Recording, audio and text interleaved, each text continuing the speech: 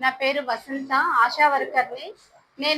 మేము ఆశా వర్కర్‌గా పనిచేస్తున్నాము. మేము ఎంత వర్క్ చేస్తున్నామంటే ప్రతిరోజు ఉదయం 9 గంటల నుంచి 5 గంటల వరకు వర్క్ చేస్తున్నాము. 5 గంటల తర్వాత ప్రెగ్నెంట్ డెలివరీ కేస్ వచ్చిందనుకో రాత్రి 12 గంటలకు రాత్రైనా మేము వెళ్లి డెలివరీ కేస్ చేయిస్తాము. అలాంటిది మేము నెలంతా కష్టపడుతున్నాము. నెల జీతం ఇవ్వమని మేము గవర్నమెంట్ అడుగుతుంటే నెల జీతం ఇవ్వట్లేదు. మేము ఎలా బ్రతకాలి? ఎలా చేయాలి?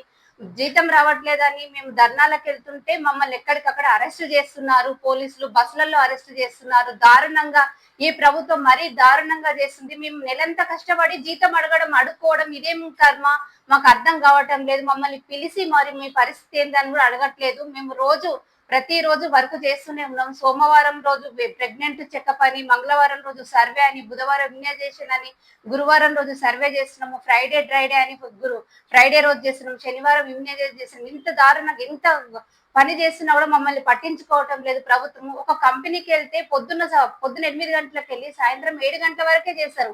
అలా కాకుండా మేము 24 గంటలు సర్వీస్ చేస్తున్నాం గవర్నమెంట్ కు, ప్రజలకు. ఒక గర్భిణీ స్త్రీ వస్తే గర్భిణీ స్త్రీ డెలివరీ అయిన నుండి పాప 16 సంవత్సరాల వయసు వచ్చే వరకు మేము చేస్తున్నాము. కరోనా టైంలో ఎంత సేవ చేశాము. మా ఆశా వర్కర్లు ఎంతో మంది దారుణంగా మరణించారు. అయినా కూడా మాకు మట్టి ఖర్చులకు కూడా డబ్బులు ఇవ్వకుండా మమ్మల్ని దారుణంగా హింసిస్తున్నారు.